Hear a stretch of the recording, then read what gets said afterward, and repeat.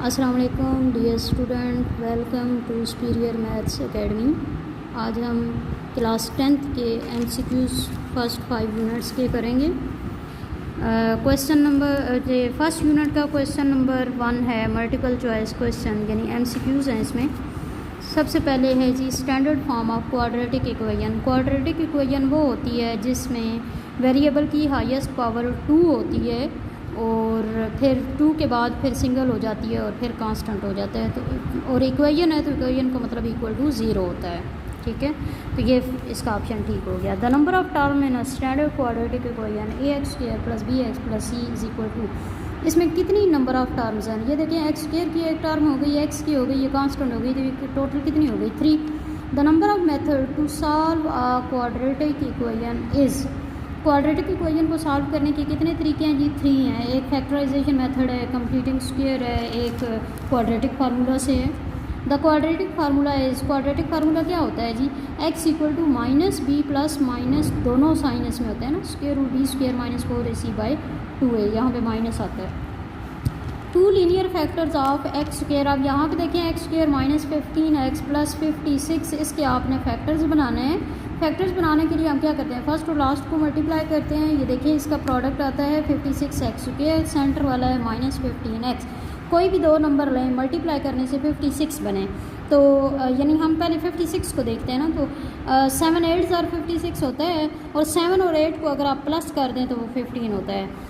लेकिन यहाँ पे हमें -15 चाहिए और ये +56 है। तो अगर दोनों के साथ यानी 7 के साथ भी 8 के साथ भी दोनों के साथ माइनस हो तो मल्टीप्लाई होते हुए वो प्लस हो जाएगा, और प्लस होते हुए वो साइन माइनस करेगा और होंगे वो ऐड, यानी कि x² -7x -8x + 56। ये देखें जी, यहाँ से x कॉमन है, x -7, यहाँ से -8 कॉमन लें। जब माइनस वाली वैल्यू कॉमन आती है तो माइनस कॉमन ले लेते हैं तो अंदर वाला साइन चेंज हो जाता है। और दूसरी बात ये कि आपके फैक्टर तब ठीक होते हैं जब यहाँ पे ब्रैकेट के अंदर सेम चीज़ हो, सेम साइन के साथ। तो यानी x -8 और x -7 ये इसके फैक्टर्स बन गए। ये देखें जी, x -7 और x -8 यानी दोनों माइनस वाले। An equation which remain unchange when x is replaced by 1/x। x को अगर 1/x से रिप्लेस किया जाए यानी उसका उलट लिया जाए, उलट का मतलब होता है रेसिप्रोकल, तो उस इक्वेशन को हम रेसिप्रोकल इक्वेशन कहते हैं। An equation of the type 3/x, यानी जिसमें ये वेरिएबल जो है ना, वो अननोन जो वेरिएबल है वो पावर में आ जाए तो उसको हम एक्सपोनेंशियल इक्वेशन कहते हैं। फिर सोल्यूशन सेट ऑफ इक्वेशन, ये 4x² -16 = 0 है, तो 4x² = 16 हो गया। x² = 16/4 यानी कि 4x², 4s के रूट दोनों तरफ लें तो x = ±2। तो इसका सोल्यूशन सेट में हम हमेशा जो है वो ब्रैकेट लगाते हैं। तो ये देखें जी, ये +-2²। An equation of form 2x⁴ - 3x³ ये है, तो इसको हम रेसिप्रोकल कहते हैं। क्यों? क्योंकि इसमें आपको पता है x² से हर एक को डिवाइड कर देते हैं तो उसमें कुछ जो है वो डिनोमिनेटर में रह जाते हैं ना, ठीक हो गया। और इसकी ये फिल इन द ब्लैंक्स हैं जी। इसमें है standard form of quadratic equation. Quadratic equation की स्टैंडर्ड फॉर्म क्या होती है? ax² + bx + c = 0। The number of method to solve a quadratic equation, और यहाँ ये भी हम पीछे पढ़ चुके हैं, 3 हैं। The name of method to derive a quadratic formula, जो क्वाड्रेटिक फार्मूला हम डिराइव करते हैं उसके लिए कौन सा मेथड यूज़ करते हैं जी? कंप्लीटिंग स्क्वायर, पहले उसका कंप्लीट करते हैं ना square. The solution of the equation this, ये जो इक्वेशन स्टैंडर्ड फॉर्म वाली होती है इसका सोल्यूशन क्वाड्रेटिक फार्मूले के फॉर्म में होता है, -b + -√b² - 4ac/2a। The solution of ये 25x² -1 = 0, इसका सोल्यूशन, तो सोल्यूशन के लिए आप देखें -1 दूसरी तरफ ले जाएं, ये देखें 1/25 हो गया, तो स्क्वायर है, स्क्वायर रूट ख़त्म करके स्क्वायर रूट ले लेते हैं 1/5। तो ये देखें +-1/5, और ये क्योंकि सोल्यूशन सेट है तो सोल्यूशन सेट को हमेशा ब्रैकेट में लिखते हैं। उसके बाद an equation of the form, ये जो इक्वेशन है इसको आप क्या, ये देखें जी, यहाँ पे भी अननोन जो यानी जो वेरिएबल है वो पावर में आ गया तो एक्सपोनेंशियल हो गया। The solution set of equation x² -9 = 0, इसका सोल्यूशन सेट, तो ये देखें जी =9 हो गया। x² स्क्वायर रूट ले लें तो ये +-3, ठीक है ना। ये सोल्यूशन सेट है इसका, ये हो गया, ठीक हो गया। उसके बाद an equation of type this is called, ये हमने ऑप्शन में भी देखा है, MCQs में भी, ये रेसिप्रोकल इक्वेशन होती है। Root of an equation which do not satisfy the equation, यानी ऐसे एक इक्वेशन का ऐसा रूट यानी ऐसा आंसर जो कि इक्वेशन को सेटिस्फाई ना करे तो फिर उसको हम एक्स्ट्रा न्यूअर सोल्यूशन कहते हैं। An equation involving impression of variable under dash sign is called radical equation. Radical sign, जो रेडिकल साइन के अंदर होता है, रेडिकल साइन होता है स्क्वायर रूट का जो साइन होता है, उसको हम रेडिकल इक्वेशन कहते हैं। ठीक हो गया जी, ये हो गया हमारे पास यूनिट 1 के MCQs। उसके बाद आ जाते हैं जी ऑब्जेक्टिव हो गया यूनिट 1 का। अब यूनिट 2 का हम करते हैं। 4 पॉसिबल आंसर और गिवन, ये यहाँ पे देखें जी 4 आंसर गिवन है, आपने ठीक वाला लिखना है। If alpha beta are roots of this equation then alpha plus beta alpha plus beta मतलब सम ऑफ रूट्स, और सम ऑफ रूट्स होता है b/a। b जो है वो x वाला होता है और ये a होता है, यानी सॉरी -b/a, तो ये -5/3, ये देखें ये वाला आंसर। ठीक है, if alpha beta are roots of this equation then alpha beta यानी product of root, product of root क्या होता है c/a, और c जो है वो कांस्टेंट टर्म होती है और a जो एक्स स्क्वायर कोफिशिएंट होता है यानी 4/7। Roots of equation this are, इसके जो रूट्स बनेंगे वो स्क्वायर रूट के अंदर माइनस, क्वाड्रेटिक फार्मूला लगाए ना, तो स्क्वायर रूट के अंदर माइनस साइन आ जाएगा, तो ये फिर माइनस साइन अगर स्क्वायर रूट के अंदर आ जाए तो उसको हम इमेजिनरी कहते हैं, क्योंकि स्क्वायर रूट -1 = आयोटा होता है, इसलिए। क्यूब रूट ऑफ -1 आर, अगर 1 लें तो 1 लें तो उसके क्यूब रूट वो क्या होता है जी, उसके क्यूब रूट्स क्या होते हैं 1 ओमेगा स्क्वायर। तो अब -1 है तो आर के साथ माइनस आ जाएगा, -1 omega square. Sum of cube root of unity, sum of cube root of unity मतलब कि 1 + ओमेगा स्क्वायर, तो ये क्या होता है 0। ठीक है, ये वाला option. The product of cube root of unity, product क्या होता है यानी 1 × ओमेगा स्क्वायर को मल्टीप्लाई कर देना, तो omega × omega square omega cube, और ओमेगा क्यूब आपको पता है 1 होता है। इफ़ b² - 4ac <0, अगर जो डिस्क्रिमिनेंट है वो <0 यानी नेगेटिव हो, तो then the roots of equation are imaginary, तो ये इमेजिनरी होंगी। क्यों? क्योंकि आपको पता है अगर सॉल्व करते हुए स्क्वायर रूट के अंदर डिस्क्रिमिनेंट पूरा लिखा जाता है ना, तो ये माइनस साइन के साथ अगर होगा स्क्वायर रूट के अंदर, तो वो पहले मैं आपको बता चुकी हूँ, वो इमेजिनरी होगा।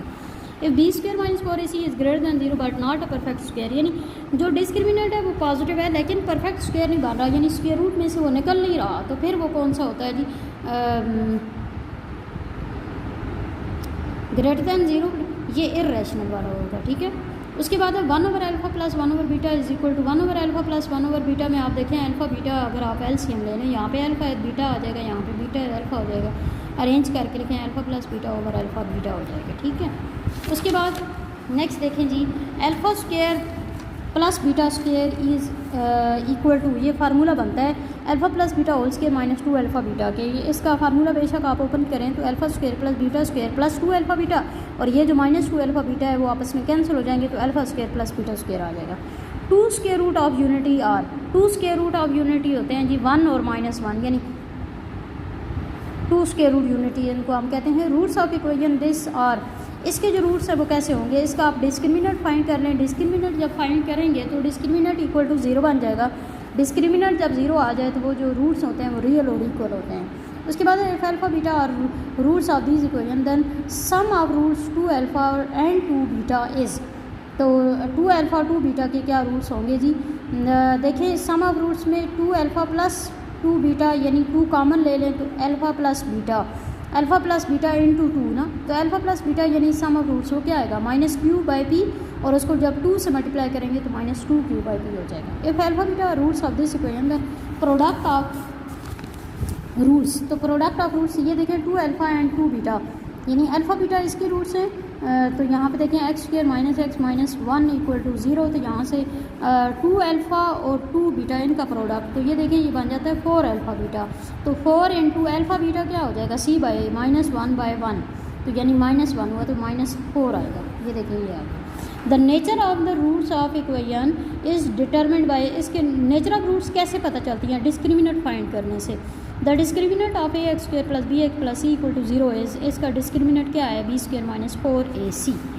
उसके बाद देखें जी फिल इन द ब्लैंक्स हैं, फिल इन द ब्लैंक्स में देखिए the discriminant of ax² + bx + c = 0 is, इसका डिस्क्रिमिनेंट क्या है अभी हमने इसमें पढ़ा है b² - 4ac। If discriminant equal to 0 तो जो रूट्स होते हैं वो इक्वल हो जाते हैं, और अगर डिस्क्रिमिनेंट ग्रेटर दैन 0 हो तो रूट्स जो हैं वो रियल होते हैं, और अगर डिस्क्रिमिनेंट लेस दैन 0 यानी नेगेटिव आ जाए तो फिर रूट्स जो हैं वो इमेजिनरी हो जाते हैं, और अगर डिस्क्रिमिनेंट पॉजिटिव भी है और साथ में परफेक्ट स्क्वायर भी है यानी स्क्वायर रूट भी उसका पूरा निकल रहा है, तो इसका मतलब है कि जो रूट्स होंगे वो रेशनल होंगे।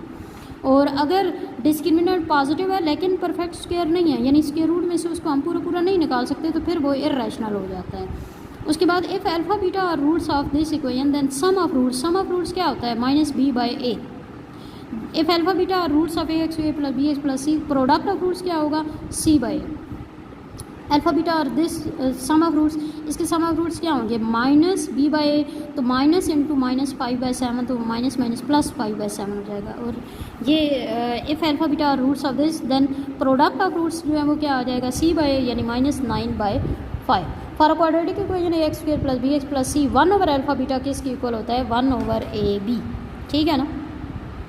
उसके बाद 1/अल्फा बीटा नहीं, एक मिनट, 1/अल्फा बीटा 1/अल्फा बीटा जो है ना वो प्रोडक्ट होता है, यानी c/a।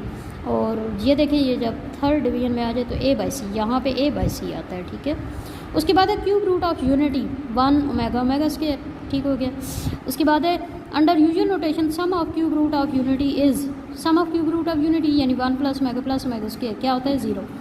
If 1 ω² of cube root of unity then ω⁻7 जो है वो किसके इक्वल होगा, ये देखें जी ω⁻7 अगर है तो 1/ω7 हो जाएगा। 1/ω अगर हम 6 को अलग करें और ओमेगा अलग हो जाएगा, 6 को इसलिए कि 3 के मल्टीपल्स हम अलग करते हैं ना, क्यूब का स्क्वायर हो जाएगा इंटू ओमेगा, और क्यूब का स्क्वायर होता है जी 1 इंटू ओमेगा, तो 1/ω हो जाएगा, ठीक है। यहाँ पे ये 1/ω बनता है इसकी वैल्यू, या उसको हम ω⁻1 भी लिख सकते हैं। उसके बाद है if alpha beta roots of quadratic equation then quadratic equation है रिटर्न एज, क्वाड्रेटिक इक्वेशन को हम इस तरह लिखते हैं ना, x² + सम ऑफ रूट्स, तो अल्फा + बीटा हो गया, ठीक है, प्लस प्रोडक्ट ऑफ रूट्स, तो अल्फा बीटा हो गया, यहाँ पे माइनस आता है। उसके बाद है if 2 are roots of an equation then equation is, यानी ये इसके रूट्स हैं तो इक्वेशन में सम ऑफ रूट्स करते हैं, ठीक है, और उस दूसरे में प्रोडक्ट ऑफ रूट्स करते हैं, तो ये आपके पास इक्वेशन बन जाएगी। इसके बाद नेक्स्ट यूनिट है जी यूनिट 3। यूनिट 3 में देखें MCQs हैं 4 पॉसिबल आंसर्स। ये इन आ रेशो A/B, जो रेशो होती है उसमें जो फर्स्ट नंबर होता है उसको हम एंटीसीडेंट कहते हैं। उसके बाद है in ratio X/Y is called, यानी जो सेकंड नंबर होता है सेकंड पे रेशो के बाद वाला जो होता है उसको कंसीक्वेंट कहते हैं। In a proportion this A and D are, ये देखें A और D ये एक्सट्रीम वैल्यूज़ है ना, जैसे हम देते हैं product of mean equal to product of extreme, तो एक्सट्रीम ये वाले होते हैं। उसके बाद in proportion this B and C are, ये देखें B एंड C ये सेंटर वाले हैं, तो इनको हम मीन प्रोपोर्शन कहते हैं। उसके बाद है जी इन कॉन्टीन्यूड प्रोपोर्शन A/B = B/C और AC = B², तो B इज़ कॉल्ड मीन्स, इसमें जो B है वो मीन्स है, ठीक है, between A and C, A और C के दरमियान में ये मीन प्रोपोर्शन है। In continued proportion C is said to be dash proportion to A and B, यानी कॉन्टीन्यूड प्रोपोर्शन की अगर बात की जाए तो इसमें ये जो C है ये कौन सा प्रोपोर्शन है जी, A और B का थर्ड प्रोपोर्शन है। उसके बाद है find X in the proportion, इसमें आपने X फाइंड करना है, तो इसमें X आप कैसे फाइंड करेंगे, ये देखें जी 4/X प्रोपोर्शन 5/15, आपको पता है सम ऑफ नहीं product of mean equal to product of extreme. यहाँ पे देखें आप प्रोडक्ट ऑफ मीन में x × 5 हो गया और ये 4 × 15, तो x आपने फाइंड करना है, 5 मल्टीप्लाई हो रहा है, दूसरी साइड जाएगा डिवाइड हो जाएगा, 5 3 × 15 3 4 12 इसका आंसर आ जाएगा। उसके बाद है if u proportional to v², ये देखें u प्रोपोर्शनल टू v² का मतलब है u = kv², ठीक है, ये चीज़ बात। उसके बाद है if y² proportional to 1/x³, तो यहाँ पे देखें प्रोपोर्शनल को ख़त्म करके हम k लगाते हैं, तो ये देखें ये इस तरह बन जाएगा, ये बन गया। If u/v = v/w = k then u अगर आप u लेना चाहें तो ये देखें ये v² बनता है और v² w k² यहाँ से आएगा, ये देखें, ये इसको भी हम यहाँ पे कर लेते हैं। अगर हम इसको अलग अलग कर लें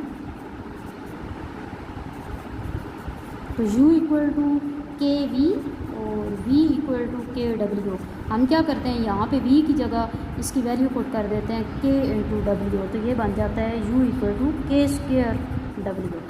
ये देखिए, ये किधर गया, ये वाला, ठीक है, डब्ल्यू के square. The third proportion of X square and Y square is, third proportion जो है वो वाई की पावर 4 बाई एक्स स्क्वेयर बन जाता है। उसके बाद है the fourth proportion of W of this, fourth proportion इसका क्या आएगा, आप उसी तरह product of mean equal to product of extreme करें, डब्ल्यू को एक तरफ रखें, इक्वल टू हो जाएगा V Y by X. If A ratio B equal to x ratio Y, then alternendo property जो होती है, यानी अल्टरनेट एक तरह से ना इंटरचेंज हो जाता है, ए बाई एक्स यानी पहले वाले के साथ, बी बाई वाई दूसरे के साथ। If A ratio B equal to x ratio Y, then invertendo property is, invertendo जो है वो उलट हो जाती है, तो b by a equal to y by x हो जाएगा। If a by b equal to c by d है, तो कंपोनेंडो प्रॉपर्टी क्या होती है, कंपोनेंडो में हम डिवाइड में यानी ऊपर वही रखते हैं, डिवाइड में ए प्लस बी और यहाँ पे डिवाइड में सी प्लस डी हो जाएगा, नमरेटर प्लस डिनोमिनेटर। उसके बाद देखें जी fill in the blanks. Fill in the blanks में देखें the simplest form of this ratio, इसकी सिंपलेस्ट फॉर्म क्या होगी, तो इसमें आप देखें कि ये x cube minus y cube का फार्मूला होता है, x minus y into x square plus x y plus y square, तो वो इसके साथ कैंसिल हो जाएगा, एक्स प्लस वाई यहाँ पे रह गया और एक्स माइनस वाई इस फार्मूले पर रह जाएगा, ये आएगा। फिर इन रेशो एक्स रेशो वाई, पहले वाला नंबर क्या होता है, एंटीसीडेंट, अभी हमने पढ़ा है एमसीक्यूज में भी, और यहाँ पे दूसरे वाला नंबर जो होता है कॉन्सिक्वेंट होता है। In a proportion this a and y, जो ए और वाई होते हैं ये देखें ये एक्सट्रीम्स हो गए, ठीक है, और यहाँ पे क्यू और एम जो है वो मीन हो गए। इन अ प्रोपोर्शन दिस, इसमें आपने पी की वैल्यू फाइंड करनी है, 7 रेशो 4 प्रोपोर्शन पी रेशो 8, तो यहाँ से देखें product of extreme equal to product of mean अगर आप लें तो 4 मल्टीप्लाई हो रहा है, दूसरी साइड जाकर डिवाइड हो जाएगा, 4 2 आर 8, तो पी की वैल्यू क्या आ गई 14, ठीक हो गया। इसी तरह अगले वाला है, इसको भी आप वैसे ही product of mean product of extreme करेंगे तो 9m इक्वल टू 72 हो जाएगा, तो 9 दूसरी तरफ गया तो ये 8 बच गया यहाँ पे। If X and Y varies directly, अगर डायरेक्टली प्रोपोर्शनल हो ना तो डायरेक्टली के लिए ये देखें ये वाला सा होता है ना, तो इसमें प्रोपोर्शनल को ख़त्म करके इक्वल और के लगाते हैं तो के वाई बन गया। If V varies directly as U cube, तो यू क्यूब किसके इक्वल हो जाएगा, देखें डायरेक्टली वेरी कर रहे हैं तो इसका मतलब है कि ये बन जाएगा ना, ठीक है, और ये जब बना तो v इक्वल टू के यू क्यूब, और अगर यू क्यूब को उधर ही रहने दें तो के को इधर ले आए तो U cube equal to v by K बन जाएगा, ठीक है। इसी तरह w varies inversely P square, ठीक है, w जो है वो पी स्क्वेयर के इन्वर्सली प्रोपोर्शनल है, तो w equal to K by P square को इधर ले आए तो K equal to P square w हो जाएगा, ठीक है। थर्ड प्रोपोर्शन ऑफ 12 एंड 4 वो है जी 4/3। उसके बाद फोर्थ प्रोपोर्शन ऑफ 16 15 6 और 5 इसका 2 आएगा, ये उसी तरह आपने करना है जिस तरह क्वेश्चन है ना। इसके बाद है द मीन प्रोपोर्शन, इसका मीन प्रोपोर्शन ये आएगा और ये कंटिन्यू प्रोपोर्शन ये आपने उसी तरह सॉल्व करना है, product of mean equal to product of extreme वाला फार्मूला लगाए। उसके बाद देखें जी नेक्स्ट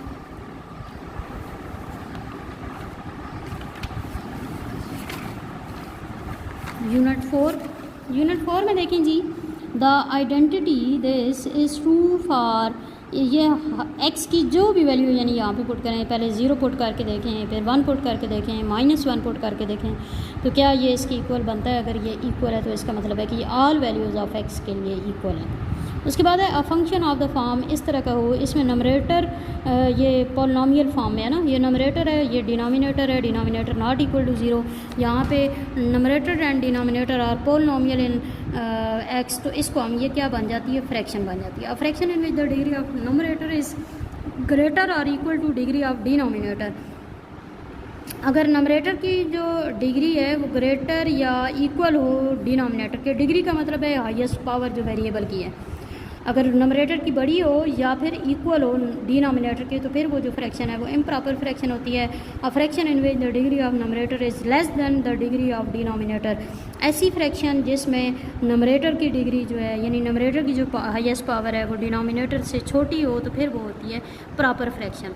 ये जो अब फ्रैक्शन है इसमें आप देखें यहाँ पे x की पावर कुछ नहीं है यानी 1 है, और यहाँ पे देखें x ये भी अगर आपस में मल्टीप्लाई एक्स स्क्वायर बन जाता है, इसका मतलब है ऊपर छोटी पावर आ गई नीचे बड़ी आ गई, तो ये प्रॉपर फ्रैक्शन हो गई। उसके बाद इसको देखें तो ये दोनों साइड्स इक्वल, अगर इसका फार्मूला ओपन करें ना, ये प्लस बी होल स्क्वायर वाला फार्मूला है, तो ये बन जाता है X square plus 6x plus 9 equal to this, तो ये आइडेंटिटी बन गई।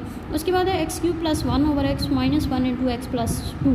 तो ये देखें ये एक्स की पावर 3 है और यहाँ पे देखें ये भी एक एक्स है, ये एक एक्स, तो अगर मल्टीप्लाई होंगे तो एक्स स्क्वायर बनेगा, ये नहीं आ जाए, इस पावर नीचे 2 है ऊपर 3 है, तो इसका मतलब है ये इम्प्रॉपर फ्रैक्शन होगी।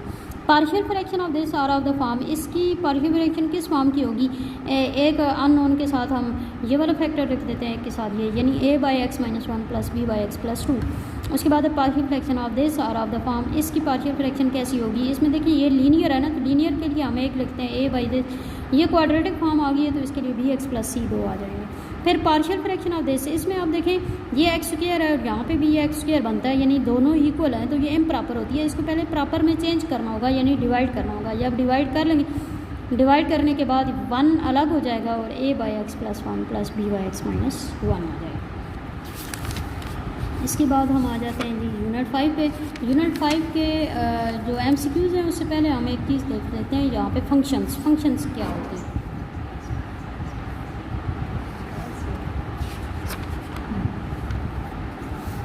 फंक्शन क्या होता है जी, suppose A and B are two non empty set, दो कोई भी दो फंक्शन या मैपिंग, इसको एक ही चीज़ कहते हैं। ये ठीक है, बाइनरी रिलेशन तो आपने पढ़ा हुआ होगा ना, ये फंक्शन है या मैपिंग, इसको एक ही चीज़ कहते हैं। इसमें ये दो सेट के दरमियान में होती है। कैसा रिलेशन है जी, ये फंक्शन को शो कर रहा है, सेट ए पर आप फंक्शन अप्लाई करें और आंसर उसका सेट बी में से आए, तो ये होता है function.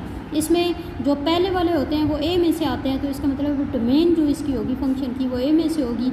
Every x belong to A, यानी ए का हर element appear in one and only one order pair in F.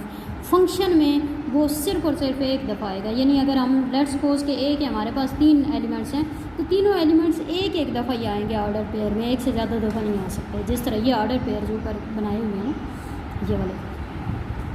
फिर एक और डेफिनेशन भी इसकी है जी, A and B are two non empty set, the relation this is called function. इसको हम फंक्शन कब कह सकते हैं कि डोमेन जो इसकी है, यानी ए के जो एलिमेंट्स हैं वो सारा ए की इक्वल हो फॉर ऑल, ये फॉर ऑल का साइन होता है। एक्स बिलोंग टू ए, यानी सारे जो ए के एलिमेंट्स हैं we can associate some unique image element, हम उसके अकॉर्डिंग बी में कोई ना कोई उसकी इमेज एलिमेंट तलाश कर सकें, तो फिर वो फंक्शन होता है। कोई ना कोई इमेज ज़रूर होनी चाहिए। अच्छा जी, फिर डोमेन और रेंज का तो आपको पहले से पता ही है, रिलेशन में हमने पढ़ा था। डोमेन क्या होती है, जो फर्स्ट सेट के एलिमेंट्स होते हैं उनको डोमेन कहते हैं, जो सेकंड सेट के एलिमेंट होते हैं उसको रेंज कहते हैं।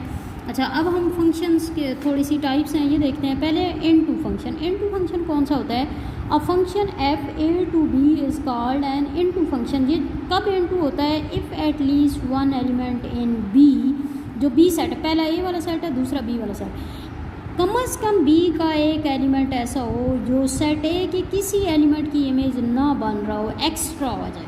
कम अज़ कम का मतलब एक से ज़्यादा भी हो सकते हैं, तो ये एक्स्ट्रा आ गया ना बी में, तो इसका मतलब है ये कौन सा फंक्शन है, इनटू फंक्शन, जिसमें बी में एक एक्स्ट्रा, एक या एक से ज़्यादा एक्स्ट्रा एलिमेंट आ जाए। जो रेंज ऑफ एफ है, यानी ये जो रेंज है ये सेट बी का सब सेट हो, ज़रूरी नहीं है कि ज़रूरी नहीं बल्कि ज़रूरी होना चाहिए कि वो सब सेट इस तरह का हो कि वो इसकी इक्वल ना बने, यानी कोई ना कोई उसका एलिमेंट एक्स्ट्रा होना चाहिए, तो ये इनटू फंक्शन है। उसके बाद है one one function. One one function कौन सा होता है, a function F A to B is called one one function if all distinct element of A, distinct का मतलब होता है different, element of A have distinct images in B, यानी A के हर एलिमेंट की एक डिफरेंट इमेज हो जाए बी में। जाहिर सी बात है, हम ए के एलिमेंट पे फंक्शन अप्लाई करते हैं और इमेज उसकी बी की आती है, तो इसका मतलब है कि ए के तमाम जो डिफरेंट एलिमेंट्स हैं उनकी डिफरेंट इमेज होनी चाहिए बी में, वो वन वन होती है।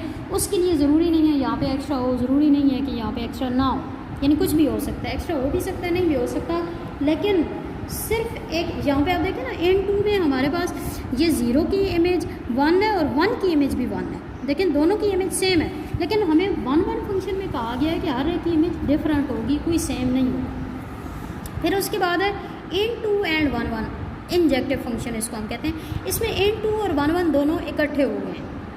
N2 में हमने क्या पढ़ा था कि एक्स्ट्रा एलिमेंट एक ना एक होना चाहिए, और 1 1 में हमने क्या पढ़ा है कि हर एक की डिफरेंट इमेज होनी चाहिए। तो इसका मतलब है N2 और 1 1 को हम इकट्ठा करें जब, तो वो बन जाता है कौन सा, इंजेक्टिव फंक्शन, यानी एक्स्ट्रा एलिमेंट भी मौजूद हो, हर एक की इमेज भी डिफरेंट हो, दोनों चीज़ें जब इकट्ठी हो जाए।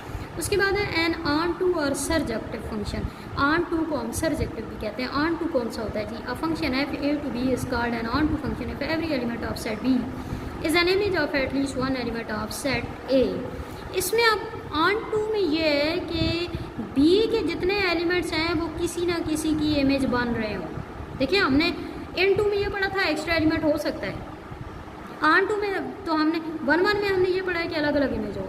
अब हम ऑन टू की बात करते हैं तो ऑन टू में हमने ये देखा कि बी का हर एलिमेंट किसी ना किसी की इमेज होना ज़रूरी है, यानी यहाँ पे कोई एक्स्ट्रा एलिमेंट कोई बचेगा नहीं, एलिमेंट पूरी की पूरी रेंज जो है वो सेट बी हो जाएगा। उसके बाद नेक्स्ट देखें जी बाइजेक्टिव और वन टू वन कोरस्पॉन्डेंस भी हम इसको कहते हैं। बाइजेक्टिव में क्या होता है जी? A function F A to B is called bijective if and only ये आई डबल एफ का मतलब है if and only function f is one one and onto. Bijective कौन सा होता है? जो वन वन भी हो, वन वन का मतलब कि हर डिफरेंट एलिमेंट की डिफरेंट इमेज हो, और दूसरा वो साथ में ऑन टू भी हो। ऑन टू का मतलब कि बी में कोई एक्स्ट्रा एलिमेंट भी ना हो। बी ऑन टू के हमने यही पढ़ा था ना, कोई एलिमेंट उसका बचे नहीं। तो ये दोनों जब शर्तें हो रही हों तो फिर वो बाइजेक्टिव फंक्शन बन जाता है। ठीक है, तो अब हम आते हैं जी एमसीक्यूज पे। A collection of well defined object is called set. Set की डेफिनेशन है ये a set Q A by B की फॉर्म में जिसको हम लिखते हैं, बी जो है वो इंटीजर है और वो ज़ीरो नहीं है, तो वो सेट कौन सा होता है जी? Rational number. The different number of ways to describe a set. Set को लिखने के कितने तरीके हैं? 3। कौन कौन से? एक हम टेबुलर फॉर्म होती है, डिस्क्रिप्टिव फॉर्म होती है, और तीसरी सेट बिल्डर रोटेशन होती है। A set with no element, जिस सेट में कोई एलिमेंट ना हो तो उसको हम एम्प्टी सेट कहते हैं। The set X such that X belong to W, W whole number को कहते हैं। And X is less than equal to 101, यानी एलिमेंट 101 से छोटे और इक्वल हों, तो इसका मतलब है 101 से बड़े ना हो, तो वो फाइनाइट सेट हुआ ना, कि उसमें एक लिमिट दे दी गई है हमें कि इससे बड़े नहीं होंगे। उसके बाद है the set having only one element is called, जिसमें सिर्फ एक एलिमेंट हो उसको हम सिंगलटन सेट कहते हैं। पावर सेट अगर है एम्प्टी सेट, एम्प्टी सेट का पावर सेट किस तरह लिखते हैं? ये जी पावर सेट को हमेशा हम ब्रैकेट में लिखते हैं। The number of element in power set में कितने एलिमेंट होते हैं? इसके लिए एक फार्मूला होता है 2 की पावर n। n जो है वो नंबर ऑफ एलिमेंट्स को शो करता है। यहाँ पे 3 एलिमेंट्स हैं, 2 की पावर 3। 2 की पावर 3 का मतलब 2 को 3 टाइम मल्टीप्लाई करें वो होता है 8। उसके बाद है if A subset of B then A union B. A जो है वो बी का सबसेट है, यानी ए जो है वो बी में ही लाई कर रहा है, तो ए यूनियन बी में सारे लिखे जाते हैं, तो इसका मतलब है बी वाला सेट पूरा आ जाएगा, क्योंकि ए वाला तो वैसे ही उसके अंदर शामिल है। If A subset of B then A intersection B. अगर ए बी का सबसेट है तो ए छोटा है ना, तो जो छोटा है इंटरसेक्शन में आपको पता है कॉमन आता है, तो छोटे वाला ही आएगा A. If A subset of B then A minus B. अगर ए जो है वो बी का पूरा सबसेट है, यानी उसी के अंदर आ रहा है, तो फिर ए माइनस बी, ए की वो एलिमेंट जो बी में ना हो, तो ऐसा तो नहीं हो सकता, तो एम्प्टी सेट आएगा। A union B union C is equal to A union B union C, ये एसोसिएटिव प्रॉपर्टी है। A union B intersection C is equal to, जब यहाँ पे यूनियन है यहाँ पे इंटरसेक्शन, तो हम बारी बारी जैसे हम मल्टीप्लाई में करते हैं ना, ब्रैकेट के अंदर 2 नंबर हो तो उनको अलग अलग मल्टीप्लाई करते हैं, इसी तरह यूनियन ए यूनियन बी, दरम्यान में इंटरसेक्शन ए यूनियन सी, ये डिस्ट्रीब्यूटिव प्रॉपर्टी है। If A and B are disjoint set. Disjoint set कौन से होते हैं? जिसमें बिल्कुल कोई सेम एलिमेंट ना हो, सारे डिफरेंट हो। जैसे ए में हम कहें 1 2 3 और बी में हम कहें 4 5 6, दोनों बिल्कुल डिफरेंट हैं। उनका ए यूनियन बी अगर आप लिया जाए तो बी यूनियन ए की इक्वल होगा। If number of element in set A is 3, अगर ए के सेट के एलिमेंट 3 हैं, बी में 4 हैं, तो number of element in A cross B, जो A cross B binary relation जिसको हम कहते हैं, प्रोडक्ट कहते हैं, कार्टेशियन प्रोडक्ट लिया जाता है, तो वो 3 × 4 यानी 12 आएंगे। If number of element in set ए 3 और सेट बी 2 हैं, तो नंबर ऑफ बाइनरी रिलेशन, वो तो कार्टेशियन प्रोडक्ट थे ना, ये बाइनरी रिलेशन है। बाइनरी रिलेशन का फार्मूला होता है 2 की पावर फर्स्ट सेट के जो एलिमेंट्स हैं वो मल्टीप्लाई सेकंड सेट के, तो वो 2 की पावर 3 2 6 बन जाएगा। द डोमेन ऑफ दिस, ये जो रिलेशन है इसकी डोमेन पहले वाले एलिमेंट होते हैं 0 2 3 फिर 3 है, तो आपको पता है सेट में सेम एलिमेंट नहीं हो सकते, यानी एक ही दफ़ा 3 आएगा, तो 0 2 3 ये इसके डोमेन हो गई। द रेंज ऑफ आर, इसकी रेंज क्या हो गई? 3 2 1 4, तो इसको रेंज करके 1 2 3 4, क्योंकि आपको पता है कि तरतीब से कोई फ़र्क नहीं पड़ता है एलिमेंट्स पे। पॉइंट -1 4 लाई इन, पहला नेगेटिव यानी एक्स नेगेटिव और वाई पॉजिटिव कौन से क्वाड्रेंट में होता है? ये देखें जी, ये एक्स पॉजिटिव है, ये एक्स नेगेटिव है, वाई पॉजिटिव वाई नेगेटिव, तो एक्स नेगेटिव और वाई पॉजिटिव, ये देखें एक्स नेगेटिव वाई पॉजिटिव, ये सेकंड क्वाड्रेंट में आ गया। ठीक है, और ये फर्स्ट होता है, ये थर्ड होता है और ये फोर्थ होता है। द रिलेशन दिस इज़, यहाँ पे देखें जी ये फंक्शन ही नहीं बन रहा। क्यों?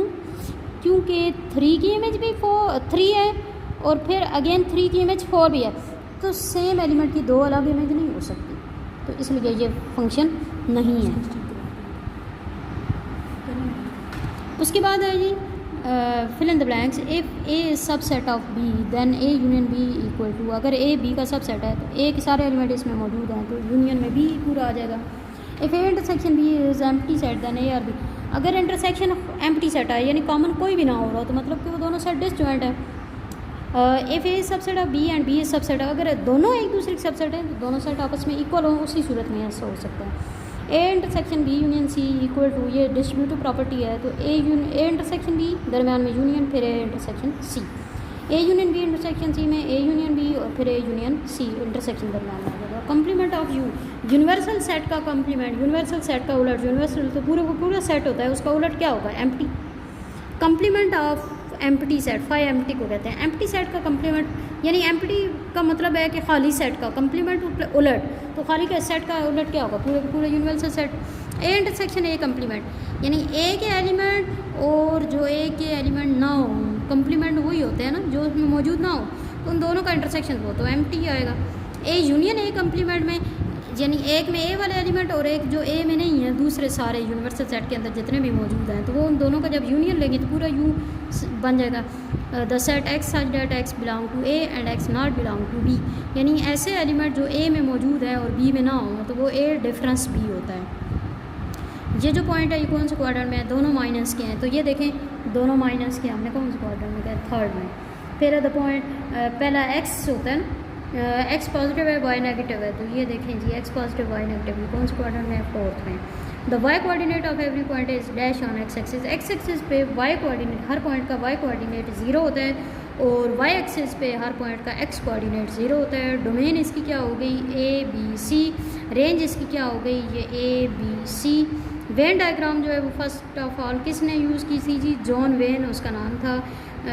Subset of A cross B is called, यानी ए क्रॉस बी के जितने भी वो प्रोडक्ट बनते हैं ना, तो उसमें से हम कुछ अगर चुन लेते हैं तो वो सबसेट होता है उसको हम बाइनरी रिलेशन कहते हैं। If F such that A to B, यानी फंक्शन जो है वो ए से बी में जा रहा है और range of F equal to B है, रेंज पूरी की पूरी बी है, तो इसका मतलब है कि ये कौन सा फंक्शन है? ऑन टू में ये था कि कोई बी में एक्स्ट्रा एलिमेंट नहीं होगा। The relation A B B C A D is dash function, A की इमेज बी है, बी की इमेज सी है, फिर ए की इमेज डी, एक तरफ ए की इमेज बी बता रहे हैं, दूसरी तरफ ए की इमेज डी, तो ए की सेम एलिमेंट की 2 इमेज नहीं हो सकती, ये फंक्शन ही नहीं होगा। ठीक है, उसके बाद यहाँ पे हम ये 5.5 का लास्ट क्वेश्चन भी थोड़ा कर लेते हैं ना। इसमें क्या करना है? Indicate relation into function, 1 function onto bijective from the following, also find their domain and range, उनकी डोमेन और रेंज भी करनी है। ठीक है, तो इसमें सबसे पहले देखिए पहला है रिलेशन 1 का इमेज 1 है, 2 का इमेज 2 है, 3 का इमेज 3 है, 4 का इमेज 4 है। एक तो बात ये देखें कि हर एक का डिफरेंट इमेज है डिफरेंट एलिमेंट का, और दूसरी बात इसमें कोई एक्स्ट्रा भी नहीं आ रहा, यानी यहाँ पे ऑन टू भी हो रहा है और 1 भी हो रहा है। तो ये देखें जी जिसमें ऑन टू और 1 दोनों हो रहे थे, इसको हम क्या कहते हैं? ये 1 भी है और ऑन टू भी है, तो इसको हम बाइजेक्टिव कहते हैं। उसके बाद 1 का इमेज 2 है, 2 का इमेज 1 है, 3 का इमेज 4 है, 3 का इमेज 5 है। सेम एलिमेंट की डिफरेंट इमेज, मैंने पहले भी कहा कि ये फंक्शन है ही नहीं, तो इसका मतलब है जो फंक्शन नहीं होगा वो क्या होगा? रिलेशन।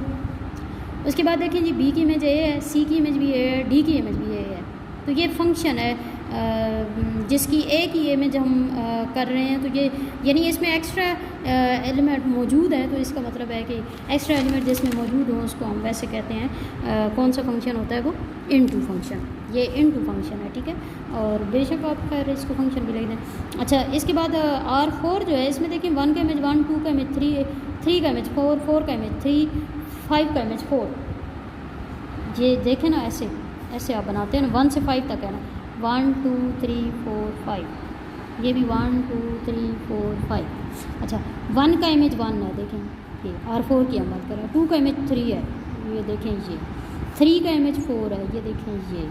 अच्छा, 4 का इमेज 3 है, ये देखें ये, और 5 का इमेज 4 है, ये देखें ये। तो ये देखें जी, इसमें एक्स्ट्रा एलिमेंट बच गए, तो इसका मतलब है एक्स्ट्रा एलिमेंट जिसमें बच जाए वो क्या होता है, इनटू फंक्शन। तो ये इनटू फंक्शन है ये वाला, ठीक है। उसके बाद ये वाला देखें, ए का इमेज बी, बी का इमेज ए, सी का इमेज डी, डी का इमेज ई। तो ये बाइजेक्टिव है, यानी हर एक की यूनिक वो है इमेज है, किसी का एक जैसा नहीं है, तो बाइजेक्टिव हुआ। उसके बाद इसमें देखें जी, 1 का इमेज 2, 2 का इमेज 3, 1 का इमेज 3, 3 का इमेज 4। तो ये फंक्शन ही नहीं है, क्योंकि 1 की इमेज 2 भी है और 1 की इमेज 3 भी, तो एक ही एलिमेंट की डिफरेंट इमेज नहीं हो सकती, ये रिलेशन हो गया, फंक्शन है ही नहीं।